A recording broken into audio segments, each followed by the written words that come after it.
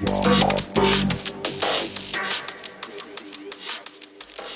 yo, what's going on? It is the One More Thing video podcast interview series, deep and meaningful conversations with some absolute legends and inspiring figures across bass music. And today I'm joined by Vici. Bonjour, Vici. Bonjour, hello everyone.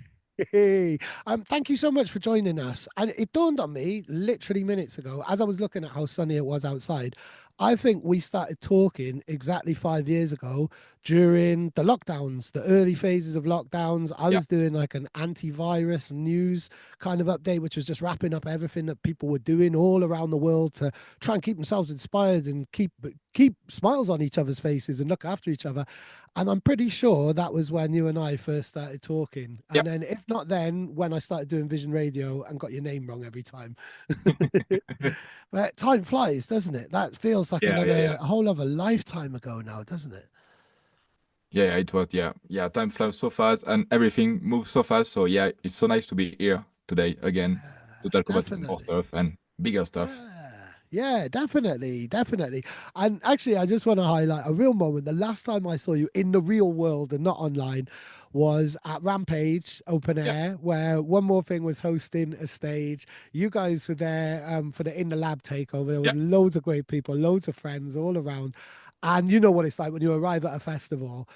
It's always stress. It's always stress getting your yeah. accreditation. You need this, you need that. You've lost people. You can't get a hold of this person, all of these things, and that's amplified when you're doing a takeover. And there was a real moment when you guys came on. Finally, our logo came up on the visuals. One of my Annalise, one of my team, was on the dance floor. And she sent me a picture. It's like, right, okay, that's one thing solved. And I had to lie down. I thought, right, I've got a long day ahead of me. I've got to drive everybody back. I've got to drive back to the UK the Oh, next day. So I was having to lie down and just kind of soaking it all up. And you just, because there were a lot of you playing, you looked over from the decks and kind of mimicked my pose because it was quite elegant. I think I yeah, was like yeah. luxuriously lying down. And then Andy pushed you out the way, jumped down the steps, Spectra T, and just shouted, "This is fucking amazing!" And then we were up on the stage filming. The security were trying to keep us off the stage because you're not allowed so many people on the stage. Yeah, We didn't really care for that rule at all. yeah, no. You were smashing it. Misunderstood was there. I know I'm going to miss out people. Adukan was obviously there. It was a moment, wasn't it? And that was the Yeah, last time we shared like a real life space together. yeah. Where did that stand out in like sort of moments of your DJ career? Was that a real moment for you as well? Yeah, it was a big moment because yeah, it was my first time I play in a big festival like Rampage Festival, and yeah, we with my friends, with In the Lab, with you, everything was so magic. It's not only a DJ booking, you go alone, etc. No, we was a family, a big family, and just sharing a moment, the same moment for everyone. And yeah, it was so nice. I remember every second of that, because yeah, it just perfect. Brilliant. Go on. I'm literally rippling in goosebumps there. We're not doing Rampage this year. I've made an active decision to step back from festival takeovers because I think I spend too much time invested in festivals and stuff like that. And I'm not altogether keen on what festivals have done to club culture. That's a whole other discussion. Yeah. But that moment was worth every single penny and every bit of blood, sweat, and tears to get there, to drive there, and everything. It was awesome. So now to bring it back to why we're talking, you've just released your debut album on Nexus. Yeah. Where were you at? That was 9, 10 months ago, pretty much a year ago. Where were you at in the process of the album by that stage? In that stage, I think the album was pretty finished, but Wow. it was supposed to be out in September. But I'm gonna give a lot of secret today because I think it's gonna be my last big interview for the album, so it's time to tell Wow. everyone everything. But yeah, it was supposed to be out in September, the 14th September, but I had an issue with a sample on a track. It was not clear, but we didn't know. It's something we found on internet in a sample pack, but the guys found out it wasn't a sample clear. So we got issue with that. So we have to change everything. So the album was delayed. And after that, I was thinking, oh, I have two other samples not clear on my album. I'm gonna make it myself. So shut it down and welcome to your life. It's my voice and misunderstood voice for replacing a sample I used. Oh wow, So wow. So you redid them. So yeah, this is like the challenges of writing in the modern time. So you were using elements from a sample pack and thought they were cleared, but then it turned out right at the last minute that they it's not weren't. clear.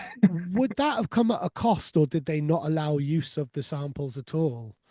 Yeah. So now I'm gonna be very careful with that and not using sample anymore because yeah, I found out it was so great to make my sample with my voice with a lot of editing for sure.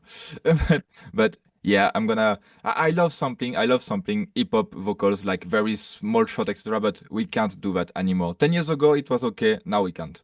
We can't. Yeah. Drum and bass is so popular now. It's too risky. It's really too risky. Yeah, I mean it's a combination of the popularity of the genre and also the success of the technology that can Yeah. identify these Yeah. samples, that it blows your mind how easy it can pick up certain thing in amongst loads of other sounds and Yeah. stuff like that. Oh, and there are still artists out there like Zero T is the one that I always use an example of. He's never cleared a sample, and Yeah. now he's Yeah. even making a series and getting mad props, rightfully so, with his Getting Diggy with It series. So there are some people out there like sampling is an art form, but I love the fact that you've gone right. Okay, fuck it, I'll do it on my own. I'll do it Yeah. personally, and I'll get my friends to do it. So Mm. that makes it even more of a personal album. Yeah, That yeah, makes yeah. it even more of a real personal body of work for you, doesn't it? Yeah, yeah, it's way better. Now I can say, yeah, it's only my album and my album, no sampling, just me, my voice, my friend voice, and yeah, just my elements, you know. So yeah, it makes this album more special, to be honest. Wow, brilliant. And your story, which we're going to get to, which I think is, well, obviously every story is unique to the individual, but incredibly unique for you. But first, I wanted to know, was this always on the cards? Were you always an album man? Was this when you started producing and releasing music? Did you know that you were going to release an album at some Yeah, point? yeah, I'm an album man. I listen album every week. I just love this. I love the story behind this. I love everything behind an album, you know, not only the Yeah. music, just everything. So yeah, I discovered drum and bass with an essential mix. It was a Pendulum 2005. And after that, I listened to the album. I was like, okay, yeah, I'm gonna make an album one day. So I started producing, and yeah, 3 years ago, I was thinking, okay, maybe it's time. So I had few stuff, but it didn't work for me. And I tried again 1 year after, and I was like, okay, I have 6 track now. Very, I can't do 6 track EP. It's not really relevant. So I'm gonna do an album. So I Yeah, start from yeah. 6 track to go to 12. Yeah, I think after six tracks, anything else then in between 6 and 12 is kind of like this weird no man's land. Yeah, It's like, is this a big EP or a short yeah, album in this way? So you just said 2005 and Pendulum, but I know that you're a lot younger than me. I think your bio on Spotify said you were 9 when yeah, you first 9. heard it. Wow. So this has been basically work in progress since you were 9, then, really. That's when the seeds were Yeah. sown. But and I was very lucky. You know, it was Google Video before YouTube, so only older man can know this Google Video. And yeah, I was digging some metal and rock thing because my dad is a guitarist from metal band. So Oh wow! I, Go on, like a releasing music as he released albums and toured and things no, like no. that. It was Wow. just for yeah playing in local shows, etc. and some big shows too. But yeah, it was on. He not releasing music on his name, but he's a very great compositor. But a composer, sorry. But yeah, anyway. And so I was looking for that, and I don't know why a Pendulum Essential Mix was pop on my feed. So I listened. I was like, oh, it's electronic music with rock. I want to do this. Yeah. I want to do this. Brilliant. Go on. That was my moment 10 years before with Prodigy and their law. Yeah. And I dismissed electronic music. I was a full on rocker. Mm. My dad is also, likewise, I mean, he was playing guitar with his friend in pubs and stuff. And that was the height of his musical performance career, Yeah. but he fed all of my influences. And I didn't think that electronic music had a look in until I heard, yeah, the fusion of drum machines and chugging guitars. Again, like I'm rippling in Yeah. goosebumps thinking back. It was like that is the moment where it's like, okay, anything is possible within music, really. That's very the word. Like everything is possible. So okay. It's time. It's time to go. And I think I start producing 3 years after, because I was 9, so I was too young. But at 12, 13, 30, yeah, I was like, okay, maybe it's time to try. So I tried, and yeah, everything came from that. Wow, brilliant. This is beautiful because I'm thinking about my children, and one is 9 and one is 12. Oh, And they have had for homework, they've used a really like there's a basic kind of school yeah, door that they can use. And my daughter, she's like learning coding and all of these mad things, and invented like writing computer games and Yeah. studying graffiti in her art. And this is stuff that I would have Mm. loved to have done. I would have killed to have done at Yeah. school. I would have actually attended school if we Yeah. had Yeah. stuff like Yeah. that to do. But yeah, I mean, it's beautiful. That is the age when you start developing these interests and skills, which turn into lifelong hobbies. But it's much more. It's a lifestyle. It's a Yeah. Yeah. culture. But there's Mm. something else going on as well behind all of the scenes of this, and it's a lot of what your album in captures. There's a great short movie which is linked in the description below as well, which I think really captures the essence of that. You were going through your own, while you were developing a relationship with music and production, you were also going through your own mental health and Yeah. psychological challenges, weren't you? So Yeah. what can you tell me? Where do we start with that? So to put a little bit of context, Mm, from my yeah my when I was child to 5 or 6 years ago, I got a disease called derealization. Oh, it's gonna be hard in English.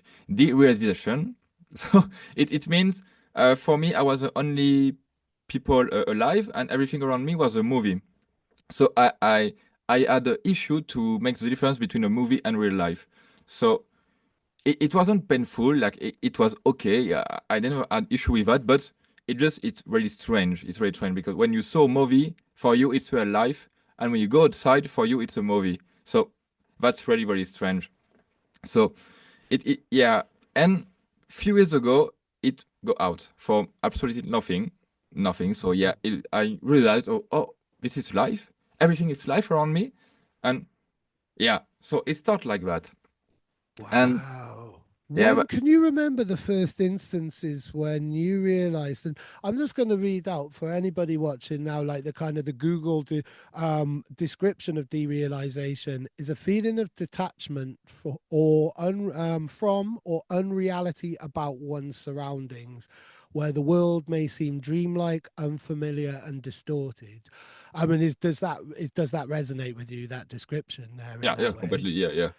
What was the first instance where you realized that your perception of reality was different to your family or your friends or anything like that?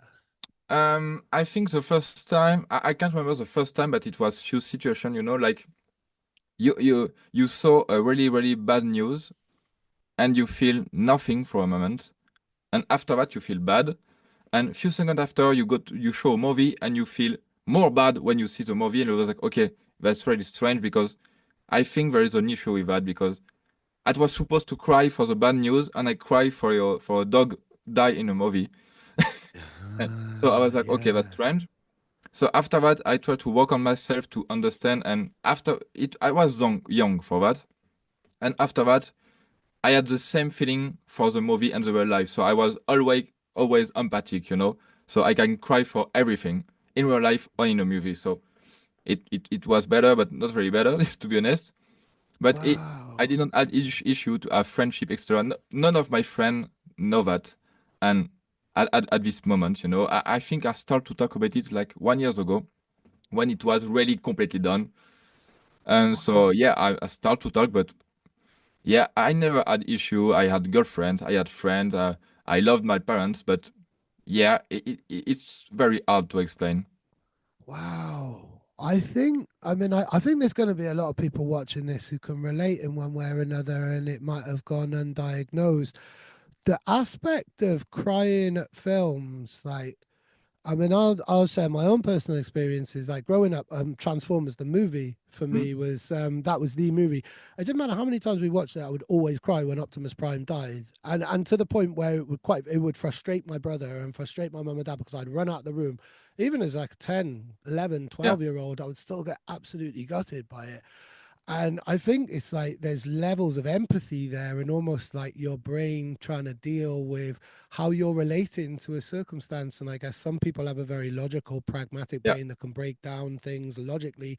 Other people react emotionally. So it's almost like an emotional overload at what you're perceiving. Obviously, I'm trying to put my feet in your shoes there, mm, but it must have been, and this is really captured in the film, in the short movie that you made, yeah, and that did bring a tear to my eye and made me want to hug you, is the feeling of isolation. is Yeah. that feeling. And yeah, it could well up now because nobody wants anybody that they care about to feel isolated or feel alone. But when you are having a different perception of reality and you can tell it's very different to other people, Yeah. that's got to be quite isolating, hasn't it? Yeah, completely, because it's I'm gonna say quite the opposite to put an image, but Mm, it's why I always watching when I was younger, watching series like very long series, like with 10 seasons, because for me, the more I watch this series, the more the people on the series was my friend, my real friend. yeah, So yeah. I had with issue too, I loved the actor like my friend. I don't know, there is a word in French. It's parasocial. I don't know if it's the same in English, like parasocial. You know, Mm, yeah. You add this too. Like everything in the virtual world can be your friend, but it's not yeah. true. And I think it's when I started to understand, like, okay, this is not true. And I think it started from this to understand the thing. And yeah, now it's done. Now I see a doctor every month to see if everything is right. And we understand one because I'm depressed since a few years now, and it's strange because I'm depressed since I know I live in the real life. So Right. I had this shock. So it's why I'm working on myself now. But yeah, I'm depressed since this disease is gone, because Wow.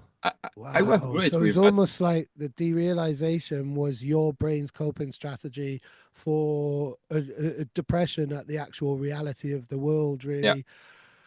Wow. And during that time, you're making music, you're getting into music. So, what age were you when it was kind of first diagnosed, or you first spoke to your parents or a doctor about it? Was Uh, it the same type of time that you were starting to make music? no, it was very late. It was around my 25, something like that. It was no, maybe a bit before 22, 23. It was Oh, almost gone wow. when I start to speak, but my parents don't know. My parents don't know. Wow. So you're carrying all this on your own. Yeah, And in the meantime, getting lost in your own creative universe yeah, that you've created. I believe you have an incredible imagination then. You know, this is yeah, yeah, all yeah, like your brain's capability of creating these connections with fictitious characters and the sense of empathy. yeah, This is all translated then in you as a creative individual, as you as a music writer and a producer. Do you think that it's helped you as an yeah. artist in that way, in that ability to get lost inside your own musical Yeah, worlds? yeah, completely, because you start to focus on really on one thing. You are alone with your computer, so you walk, you walk, you walk, and music is also sharing. So you start to make connection. And this connection felt more and more real the years uh, come. So yeah, it's helped me a lot, yeah, to focus on one thing, one real thing, my computer, my music, my imagination, and sharing with people, making new friends and making new, yeah, everything. And yeah, it helped me a lot for that, a lot. Wow. And so the album really kind of summarizes that experience up to this point. Yeah, And I think you do. It's almost like, at the moment in the short film and in the moment at the finale tune as well, you are like you've arrived. yeah, You've reached, you've come through it all really. Music has helped you with this. yeah, Does it help you with your depression as well? Do you find that certain aspects of the creative process, being a music producer or a creative individual in the 2020s in the world the way it is, definitely doesn't help with depression, and I yeah. can Nope. vouch for that as well. Fucking hell. But certain aspects of the creative process are what we live for, really, and they're what they help you get through life. Certain kind of moments of flow state or coming up with ideas and the joy of playing music with people and stuff like that. Yeah. Has that kind of helped you really through this in a Yeah, way? playing show definitely help a lot. This moment when I'm on stage, I forgot everything. It's just Yeah, me, the people, and my decks. And yeah, that's the best moment in my life is only behind the decks, to be honest. In the yeah, studio, it can help me, but it can do the opposite. When I have no inspiration, I'm blocked. I feel so much worse. Now I try since 1 or 2 years to stop producing when I'm not okay, you know, when I can't make music, when I'm not inspired. So, oh yeah, sometimes it happened to everyone.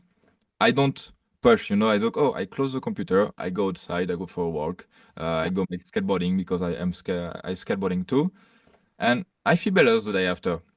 But yeah, it's a big Yeah. advice for everyone. If you're not feeling okay now, I'm producing like nothing came.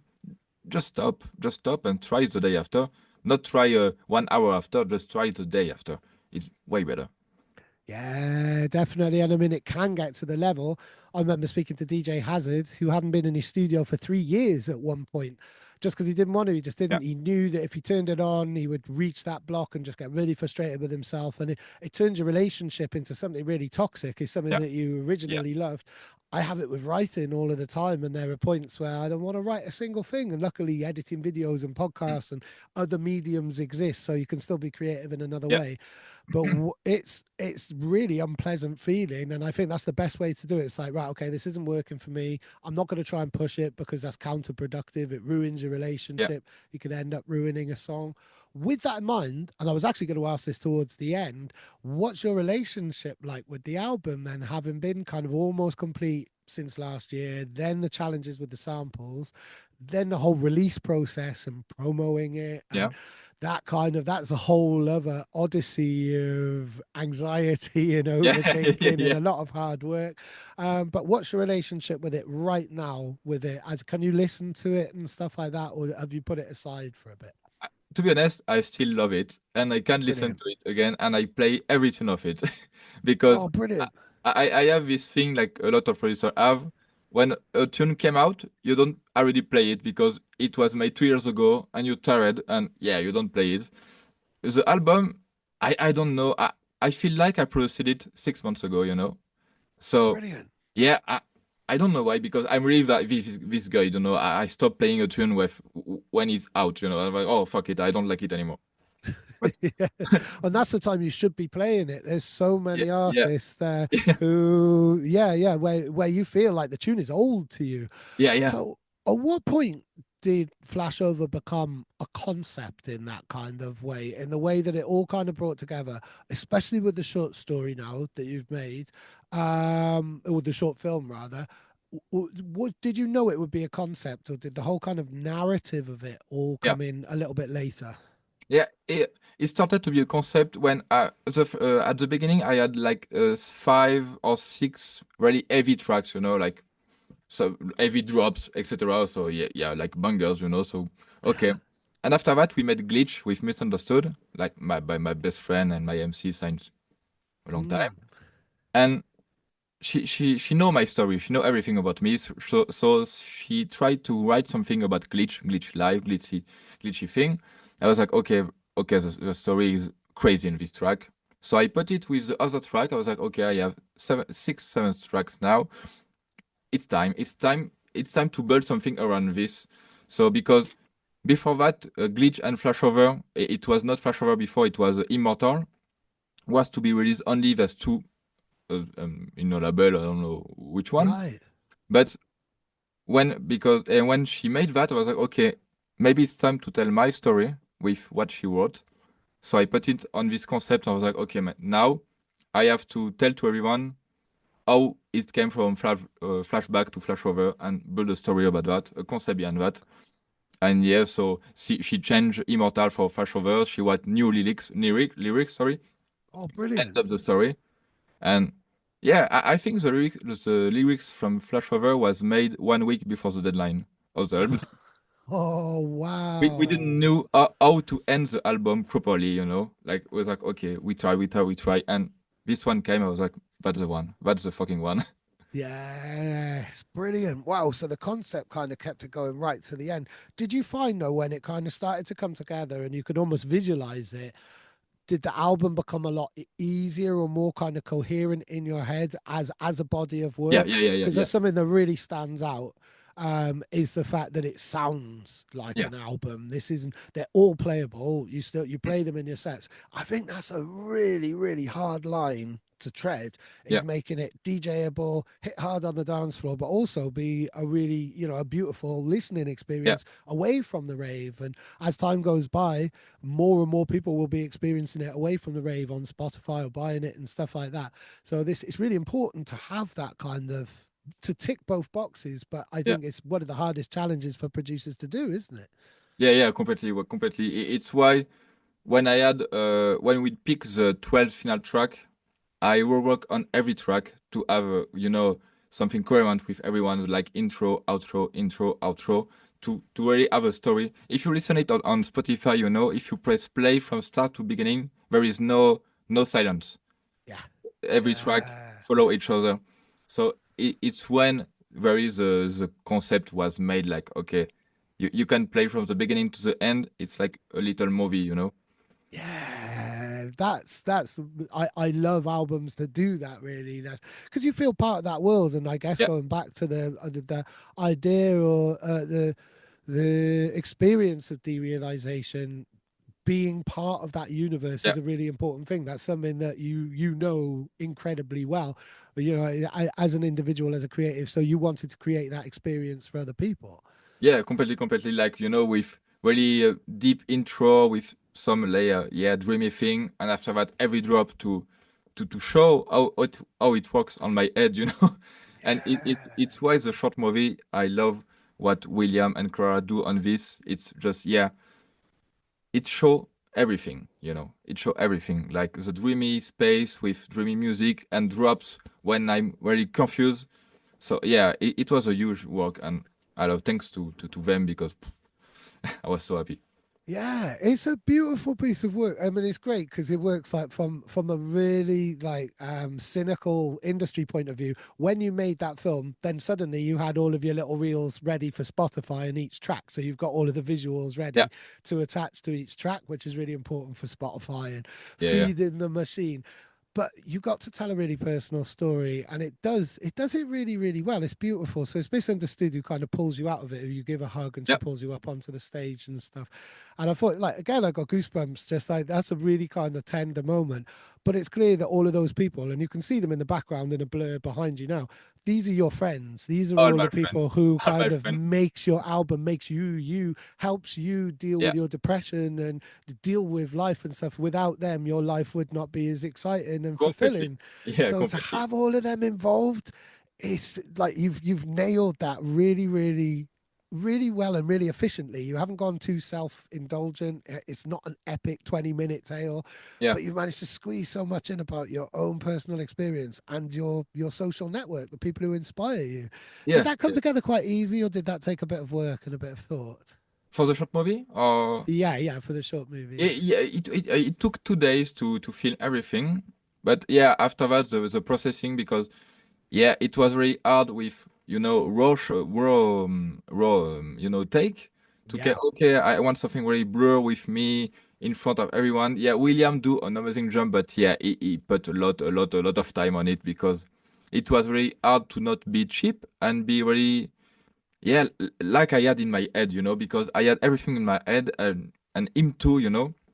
But yeah, after that it was a lot of work. But the day of filming was so amazing. It was really easy, brilliant. amazing. Like all my friend was here. There is my friend from like I was child, my crew, my DJ crew, everyone was here. So they put effort to make this work. Yeah, that's awesome. That makes it so much more personal and so much more Mm. meaningful for you. And it's got all of your friends involved. So they're behind you and really championing that and Yeah, watching that video and want to see you thrive and know, understand how important it is to you. That's awesome. I've How are you with kind of acting? Because you did a video once, you did a funny video because I'd said something and we reversed it on Vision Radio and you yeah, made a funny meme about it. You seem quite natural when you're filming these. Is this something that you knew you would be quite natural at, or something that you've had to really push yourself and you felt quite uncomfortable? yeah, Yeah, because I mean, any of the videos, you go in on your videos and you're totally immersed in it. You've let go of that awkwardness that we all feel when we're making these type of things, but you've embraced this as something that an artist kind of has to do in a way to promote and things Yeah. like that. There's no point in going against certain things if you have to promote, then if you can push yourself. So, how hard was that for you to unleash the inner actor in you? It was, yeah, really, really hard, but because yeah, before that I hated social media, you know. I still hate them, you know. But Yeah, I understood I don't have the choice. Before I was thinking, no, it's okay. No, no, it's not okay. You have. So with Clara, my manager, sorry, she yeah, she put me a lot to do a lot of video, a lot of content, and try to be more natural. So every time I film something, I send to her, and she's like, oh, okay, it's better now, it's better. So when you have someone behind you telling you are doing a better job, I was better in front of camera. So now I can't say I'm natural in front of camera. When I put a reel in Instagram 1 minute, I film 1 hour, you know. Because yeah, I was like, yeah, and even in yeah, English, because totally. I don't have a perfect English and I always forgot the words. I have a bad pronunciation. You can understand baguette, oui, oui. So, so yeah, it was very hard, but now I'm feel good, you know. When I have to film something, okay, I take my phone, I put like this, and yeah, I feel better now. Yeah, and there is. I mean, I totally get why no any creative individual just wants to express themselves and get their art out into the world, doesn't feel comfortable doing it and hates the fact they've got to do it. But it is the modern way that we have to, Yeah, this is the set of circumstances that we've got to play with. Previously, in other worlds, there was loads of other promotional things that artists would have had to have done, like press days where you're being mm, interviewed from 9 o'clock until 5 o'clock and you don't yeah, get a break. There were other ways that artists had to promote themselves. It was never easy to begin with, really. And artists in themselves are quite delicate and don't, quite introverted naturally, I think. How do you find having a manager? Because this is really interesting. I didn't know that you had a manager. Has that, when did you start to have a manager and how have you found that's kind of benefited you? And I ask this on a kind of, I have an ulterior motive here. I've yeah, just started managing somebody, yeah, so I'm wondering, like, and it's because it's clear that they react really well to having things planned for them and being given a plan, and then yeah, they can, otherwise they're a tiny bit lost as a creative individual. We haven't made anything official, so I'm not saying this artist's name yet. I think it's pretty fucking obvious who it is, to be honest, if you look at my socials and the music we've released. But how have you found this? I'm learning how to be a manager. yeah. How have you found it from an artist point of view, and has it been beneficial? For sure, because she's my agent too. You know, she work on my MB artist, and Right. we met like almost 2 years ago. So she became my agent because yeah, the feeling was so great. And yeah, when she knew I was working on an album, etc., I had a lot of ideas on my head. She started to help me, and after that, we make it officially. Like yeah, I'm gonna help you a lot. So I take you and my as my artist. And yeah, it's so great because you have someone to tell you what to do with everything I don't want to make. Like social media promotion, etc., communication, everything. Me, I'm a music producer. I want to spend all my days in my studio and that's it. But with someone behind you, like, you have to make this, or you have to make this reel, or you have to make this TikTok, it's better because now you do this. You have no excuse. You have something who tell you ideas, who show you example, like to give you inspiration for you thing you are don't it's not my job. I'm not a community manager. I'm not a guys like that. So I needed help and she helped me a lot for that. She helped me for tracks too, like because she had a vision of, oh, maybe this is not very great, etc. And everything it worked every time it worked, sorry. So yeah, having a manager is really game changer, to be honest. When you have big Brilliant. project and you start to release on big label, you have to add someone behind you for the meeting. For example, when I have a meeting with a label, she's always here. First, because she have a better English than me, and second, because when a label talk, me, I understand only the music part, and she understand all the communication part and all the Yes. everything behind. So yeah, we are two. So it's really good. Yeah, it allows you to focus purely on the Yeah, creativity, and she can take away those things. And it feels like you're not alone then. Like I had that experience when One More Thing was just me for a little while. Yeah, And then when I brought on people like Mark and Annalise to train, suddenly then like you've got a responsibility, you've got company, you can bounce ideas. The whole idea, and I think this will relate to you as a Frenchman, like the idea of being independent and doing everything on your own is amazing. But the actual reality of that is like yeah, there's not enough time in the day. There's yeah, not enough time in the day, and you haven't got enough perception of every aspect of the industry you don't want to have, or otherwise you wouldn't be good. You'd be a jack of all trades and master of none, as the like the English kind of phrase for it. But you wouldn't be just focusing purely on your art, which is what you want to do. I didn't expect to ask you about management, but I think that's really interesting because you're part of the new generation. And I think there has been some type of turbulence between older artists mm, and younger artists, kind of looking down their nose at younger artists having management. But I think things are so much more. There's so many different revenue streams and so many different things you have to do in yeah, order to yeah. survive and pay bills as a creative individual. I think a manager who is able to help you and give you that support, I think, is essential really for Yeah, an artist completely. who's at your stage. Yeah, and Wow. also she have contact, because she found William who makes the short movie and the artwork for the album. It's the same guy. Was Ah, brilliant. was her friend. So yeah, she can make lives to ideas because me, I have no contact for very things like that. So I'm just making music. So when I need someone to press shot or yeah, a short movie or things like that, she's the person who can find this for me. And Go on. so it's why it's Yeah. way better to be two because yeah, me alone, I don't know if this album gonna have the same face. Wow, that's brilliant. That's brilliant. And I think with a lot of those tasks, when it's down to you, you always put them off because there's always something more interesting to do musically or creatively or socially, really, in terms of like you've got some friends on the Yeah, album. Tell me about Misunderstood first, because she's there at the start, at the end. yeah, She is that kind of she plays that role in the short movie. She's essential. She's a yeah, really strong person in your life, isn't she? yeah, completely. I know her since 13 years or 12 years, something like that. I was 17, so 12 years. So yeah, we met at a psytrance party. Yeah, no, Oh, cool. yeah, yeah. I used to love psytrance, but anyway. So yeah, she became my close person in my life since this day. So we shared everything. And yeah, when I was better in production, and she was an opera singer, a lyric singer. She Wow. studied this, etc. She's the best for that. She's not an MC at all. She was not an MC at all. And when I tried to make music, and we was like, it was obvious to make music together.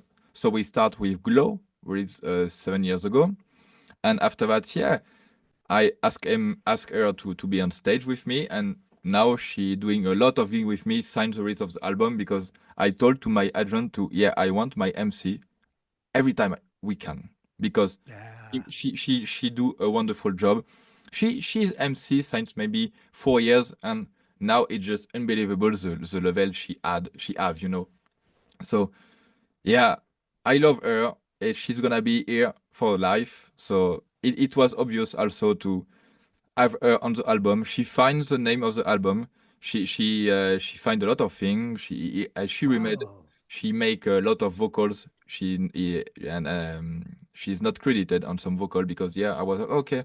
I do this for you. It's okay. So yeah, it's the most important person in my life. Wow, go on. That's huge props to Misunderstood then. And a message to you as well. I'd like to interview you one day as well. So please pass that on and hopefully she's watching as well. Because that sounds Sure. amazing. Again, it highlights just how much an album is it's obviously deeply personal to you, but this involves so many other people and so many other kind of things that are meaningful to you. And you've got other friends on there as well. I mean, obviously, we've got Aloon, Yeah. Borders, Speaker Louis, Yeah. and Madras MC. Tell me, like, let's go through all of them really, because these are all people who you've got a connection with and a Yeah. part of the album. So tell me about Aloon, because I mean she's absolutely smashing it as well, and somebody else I'd really like to interview Yeah, soon yeah, as well. yeah. She's a monster. She's a Yeah. monster. And we met really recently. To be honest, it was 1 year ago because Clara, my agent, asked her to be on the roster, and she said yes. So she started to yeah, to connect each other. And we was like, okay, we love the same thing, we love the same music, we have to do something. We have to do something. And it came out so fast because I was working on the project the Monday. It was great. I sent to her. The Wednesday, the track was almost done, you know. Yeah, she's the Wow, monster. And brilliant. we really have the same inspiration and the same way of see drum and bass. She has the more musical side than me, but it's why we complete each other very well, very, very well. Brilliant. And yeah, like her kind of signature, which is developing with every release that she puts out, is that kind of same level of drama Yeah, and impact and that kind of dynamic, from like incredibly intense to really kind of delicate and beautiful, which is a description that I would put to some of your yeah, tunes as well, really, in that way. So, no, you can hear that. Now, Borders as well. Now, I mean, Borders, I think when I saw you, he was just coming along to Rampage just yeah. for the fun, I think. He's been a friend of yours for some time, and that's actually my favorite tune as well. I can't remember the name of it now, so I have got to go back over. But I know it's Everlasting. Everything, That's the real kind of standout to me, which is like, Oh, um, thank you very much. tell me all about Borders and your relationship with him. Yeah, we met recently in real life. It was I think Rampage indoor 2 years ago. But before that, you know, we chat with Instagram, etc. And yeah, it was obvious too to make something together because he have a so great musical thing I don't have at all. So he sent me an intro, like really the intro you can hear in the final. It was the one he sent me as a day one, you know. He sent me an intro. I make a drop. He made a breakdown. I make the second drop, and yeah, 4 days, and the track was here because Oh wow. it's so great to have someone who can do the thing you can't do. I can't do myself. I'm really bad. I am better now. You're gonna see with forthcoming release. I start to learn really musical thing because I was so bad. And yeah, Jamie is a so great guy. He gonna smash everything very soon, very very soon. And Yeah, you yeah, can feel that again, like very much in a similar way of Balloon as well. yeah, yeah, You yeah, can feel it like he's ready to blow in every yeah, track. There are certain artists when tracks come into my inbox or I see something coming up on my on my Spotify with fresh listens or I can't remember the name of it now, but that thing that comes up every Friday with loads of new releases. If there's a Borders thing, then I'm going to check it. Now, Speaker Louis, this is really cool because one of the times when we got together and we did some filming in London. And you were telling me about Louis. I didn't know that you knew him. And I think yeah, off the back of that, me and Louis have been friends on Facebook for years. Off the back of that, I got in touch with him and organized a mix. And we've since linked up with Sun and Bass and stuff like that. And we've got some plans to do some yeah, stuff later on down the line as well. So through you, we've connected. But yeah, tell me about your link with Speaker Louis. And yeah, he also shares a big passion for rock music and comes yeah. from that world as well, Yeah, doesn't yeah, he? completely. Completely. I met him, I think, yeah, 8 years ago because we lived in the same city in France, in Lyon, for at this moment. And we made, you know, a contest to play the warm-up of a big festival in Lyon. And so we was together. I was the only drum and bass DJ, and I saw him with his electric bass. I was like, fuck, there is someone in Lyon making drum and bass with real instrument, you know? So Yeah. we start to be friends and we go out for a few parties, etc. So it became a friend. After that, he moved to London. So every time I was going to London, I go to his house to yeah, just making music and having fun in the city. So yeah, he's a very good friend. We don't see each other a lot of time in a year, but every time it's like it's the best time every time because oh yeah we do a lot of things and yeah one time for this collab I go to his studio in London. Yeah, we had nothing, really nothing. And he started to make a riff with the bass. Okay, I made some drums. And after that, it came out, yeah, so naturally because I love chopping samples with, you know, he made a 10 minutes long sample with the bass. And I Oh, took brilliant. a very small part to make a groove. I was like, oh, okay, it's great. So yeah, it came out so naturally. He's a fucking lovely girl and a very, very talented guy. Yeah. And he's smashing Yeah. everything now. Finally, he's smashing everything. I'm so happy for him. Brilliant. Yeah, it's really nice to see when you see your friends take off in that type of way and you know how much hard work has Yeah. gone on behind it. And I should have known that that was done live on the bass because we played that one on Vision Radio. And again, that's another personal favorite from the album. Thanks. Just so wonky and just funky, Yeah, yeah, yeah. really. Yeah, Re- he just playing bass. Brilliant. Go on. And then the final collaborator, unless I missed out any, of course, is back again. Yeah, Madras good rush. MC. Yeah, Like what one of the most iconic voices, I think, at the moment, and the harder kind of sounds. And I think it's a lot harder to be an MC. I've spoken to him about this as well. It's a lot harder to be an MC on the heavier sounds, isn't it? yeah, Because yeah, there's a lot less space to get yeah, to sit in those pockets, isn't it? yeah. Completely, completely. It was a long time. I wanted to work with him. I love his voice. It's just amazing. So yeah, for the album, it was one of my favorite choice. So I contacted him on Instagram. I was like, okay, I send you a tune. Tell me if you are happy and if you want to do something. He was like, oh, I love the tune. Let's go. And he sent me something so heavy. Like 1 week after, I was like, okay, okay, yeah, no, no need to work it. I'm gonna take this. So, like you said, heavy music is hard for MC. So I had to remove some elements to put his voice more in front Oh, cool. because he have a very low voice, you know, so he can clash with basses and some low pads, etc. So I was like, okay, no, no, I have an MC, I have to put him in front. I don't care about the music for this one, so I put the music back, the MC front. I was like, okay, I love the result, and yeah, yeah, Yeah. working with him was so great, and we're gonna do more soon, I'm sure. Go on, brilliant. So this really kind of highlights the social aspect Mm, of music in that type yeah, of way. Who else has played a role? Obviously, I mean, we've spoken about Clara as well, but who else has played a role in the album that isn't like visible to when you're looking at it on the track list, but played a key role in you bringing this to life? Obviously, the Nexus guys, Annex. yeah, yeah, for sure. George and Anix here because there is Anix and George, the manager, and yeah, Mm, they made a so big work, and we had a WhatsApp group, and I was, yeah, it was my album, so I was sometimes a bit hard. I can say it now with some. Yeah, I was like, no, I want to do this. No, I want to do this. We need to do this now. So yeah, yeah. but because yeah, it was my brain was on fire to with ideas, etc. So it was great to have this WhatsApp group with Clara, my manager, Anix and George, and everything fits so well. And George made an amazing work for everything. Like it was a 7 day for 7 day. You know, you can text him every time for thing for the album. He respond every time. So yeah, big work. Misunderstood make a big work because she was always here around me, help me for some tunes and yeah for the name ideas etc. Clara for sure she bring this project to life. You know, so this small team was just the best team I had.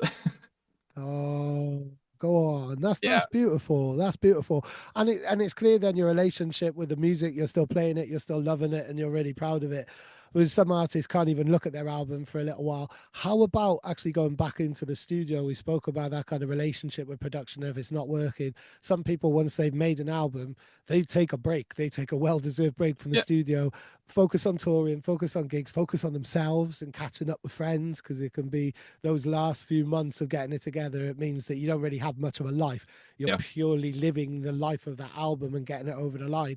How's your relationship with productions and stuff like that? You already working on album two or anything? No, no, I don't think I'm gonna make an album too in the forthcoming months or next year because it was too much work and I yeah it was too much work. I know I'm an album guy but not now.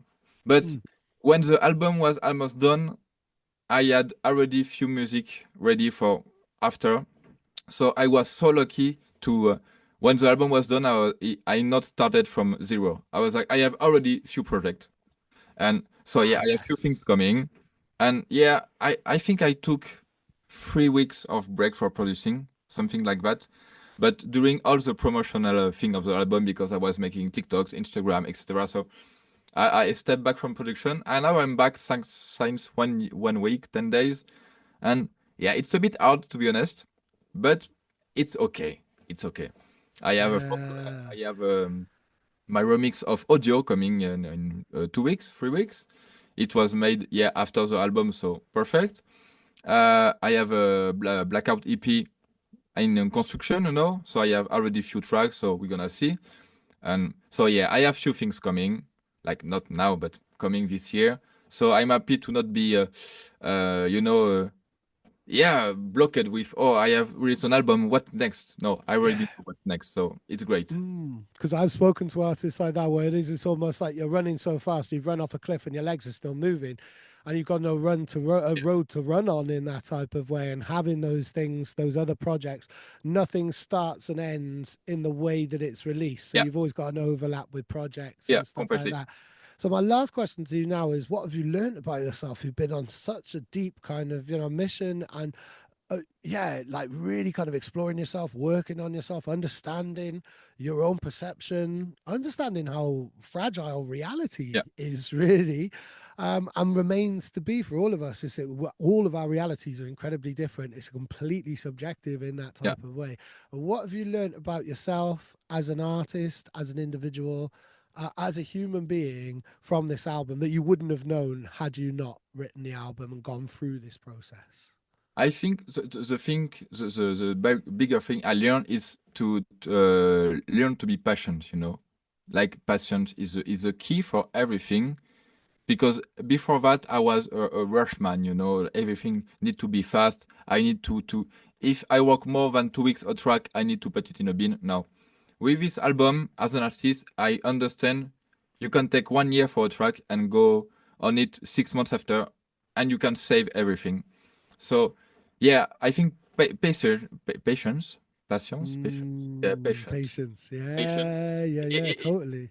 is the key. Is the key for everything. So that's the best thing I learned from this album.